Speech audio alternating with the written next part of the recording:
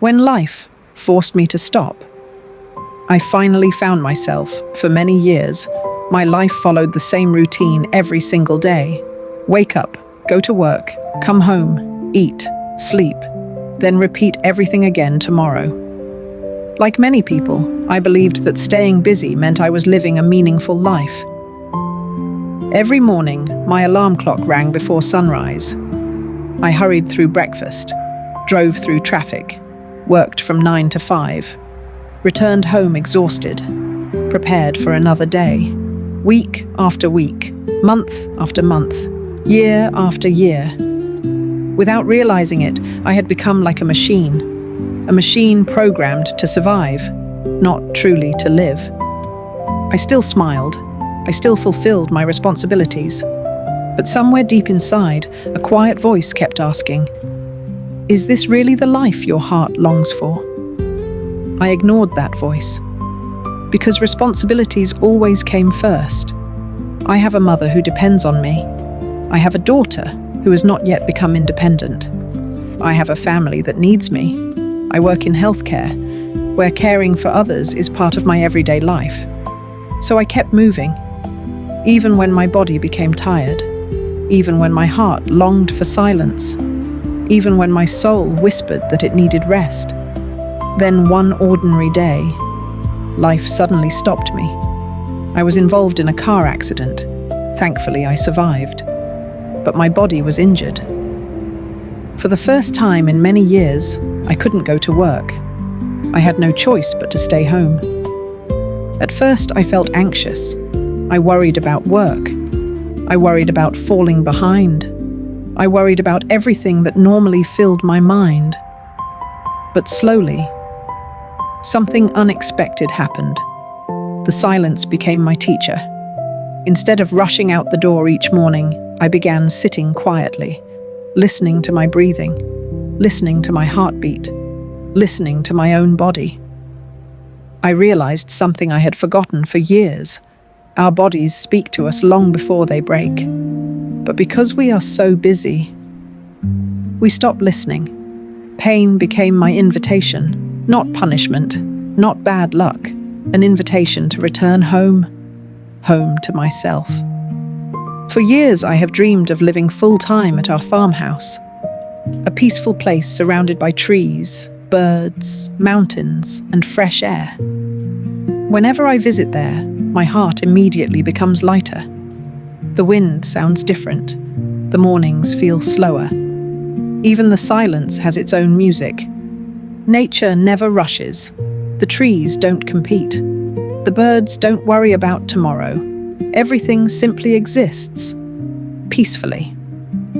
I often imagine waking up there every day, meditating at sunrise, growing fruit trees, working in the garden, walking barefoot on the earth, watching birds instead of traffic, listening to rain instead of city noise, living simply, living mindfully, living close to nature. But today, I still cannot move there permanently. My job is still in the city. Responsibilities still call me back. My mother still needs my support. My daughter is still growing. Life has not yet reached the season where I can fully let go. And for a while, that made me feel disappointed. I wondered why I couldn't begin the life I truly wanted. Then one day during meditation, a simple realization appeared. Maybe my practice was never meant to begin after leaving the city. Maybe it was always meant to begin inside the city. Anyone can feel peaceful sitting beside a lake. But can we remain peaceful during traffic? Anyone can meditate in a quiet forest. But can we meditate while carrying responsibility? Perhaps real spiritual practice begins exactly where life is difficult. Not after problems disappear, not after retirement, not after everything becomes perfect, right here, right now. I realize that healing does not depend only on location. Healing begins with awareness. If I can breathe consciously while driving, that is meditation. If I can speak kindly to someone at work, that is meditation. If I care lovingly for my mother, that is meditation. If I work honestly, that is meditation. If I return to my breath whenever stress appears, that is meditation. Slowly, I stopped waiting for a perfect future. Instead, I started practicing today. I may still live in the city, but I don't have to live with a noisy mind. I may still work a full-time job, but I don't have to become a machine. Every evening, I spend a few quiet moments with myself. Sometimes I simply sit without speaking. Sometimes I chant. Sometimes I walk outside and watch the sunset. Sometimes I close my eyes and thank my body for carrying me through another day. The accident reminded me that health is not guaranteed.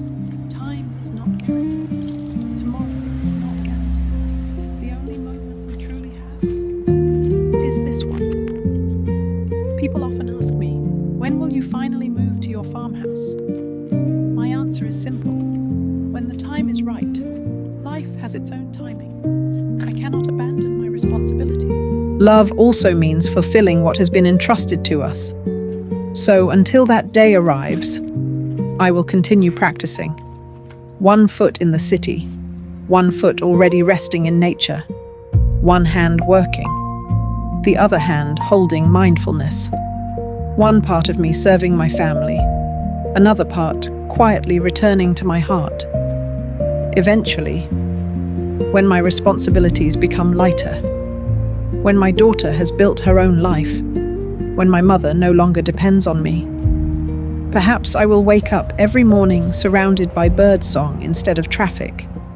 Perhaps I will meditate beneath the trees every sunrise. Perhaps I will spend my days growing flowers, vegetables, and fruit trees. Perhaps my farmhouse will become the place where I devote myself completely to meditation and inner cultivation. But I no longer rush toward that future, because every journey has its own season. Today is the season of responsibility. Tomorrow may become the season of simplicity. Both are beautiful. Both are necessary. The accident did not take something away from me. It gave something back. It returned my awareness. It reminded me to slow down, to listen, to heal, to appreciate every breath, to understand that peace is not a destination. Peace is a way of walking through each day. If you are also feeling trapped inside a busy life, if you feel like a machine repeating the same routine every day, please remember this. You don't have to wait for life to force you to stop. Take 1 deep breath today. Sit quietly for 5 minutes. Walk outside. Touch a tree. Listen to birds. Watch the clouds. Smile at someone. Call your parents. Hug your children. Thank your body. Life is much more than productivity. Healing begins the moment we become fully present. My farmhouse is waiting for me. Nature is waiting. But until that day comes, I will continue healing wherever I am, because the real sanctuary has always been inside my own heart. Thank you for spending this time with me. If this story touched your heart, I hope it reminds you to slow down, care for yourself, and never forget that true healing begins within. May your journey be filled with peace, wisdom, and compassion. Take good care of yourself. I'll see you in the next video.